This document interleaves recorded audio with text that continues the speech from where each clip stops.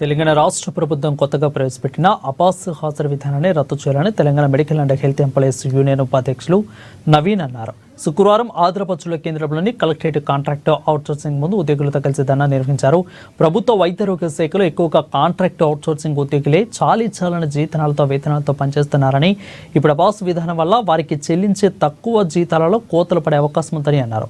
వెంటనే అపాస్ అటెండెన్స్ విధానాన్ని తొలగించాలని కోరారు. వైద్య ఆరోగ్య శాఖలో ఈరోజు రాష్ట్ర వ్యాప్తంగా ఎక్కువ మంది కాంట్రాక్టు అవుట్సోర్సింగ్ ఉద్యోగులే పనిచేస్తున్నారు. ఈ మధ్య కాలంలో తెలంగాణ రాష్ట్ర ప్రభుత్వం అబాస్ అటెండెన్స్ను తీసుకురావడం జరిగింది. ఈ అబాస్ అటెండెన్స్ వల్ల ఈరోజు కాంట్రాక్ట్ అవుట్సోర్సింగ్ ఉద్యోగులకు వచ్చే వేతనాలే అతి తక్కువ వేతనాలు ఇస్తున్నారు. ఈ వేతనాలు సరైన కనీస వేతనాలు కూడా అమలు చేయకుండా ఈరోజు తక్కువ వేతనాలు అనేది ఇవ్వడం జరుగుతుంది. ఇప్పుడు ఈ రాష్ట్ర ప్రభుత్వం అబాస్ సిస్టమ్ను తీసుకురావడం వల్ల ఉద్యోగుల యొక్క వేతనాల్లో కోతలు విధించడానికి కూడా అవకాశం ఉంది. కాబట్టి ఉద్యోగులు ఇప్పటికే అనేక రకాలటువంటి ప్రోగ్రాములు విజయవంతంగా ఈరోజు ప్రోగ్రాంలు చేస్తూ సక్సెస్ చేస్తున్నారు.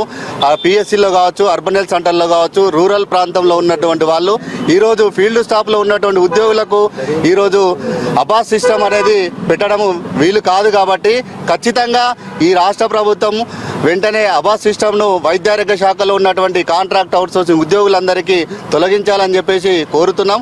లేదా మీరు ఒకవేళ ఖచ్చితంగా చేయాలి అనుకుంటే 9 నుంచి 4 గంటల వరకు ఈ యొక్క అబాసు అటెండెన్స్లో పాల్గొంటారు.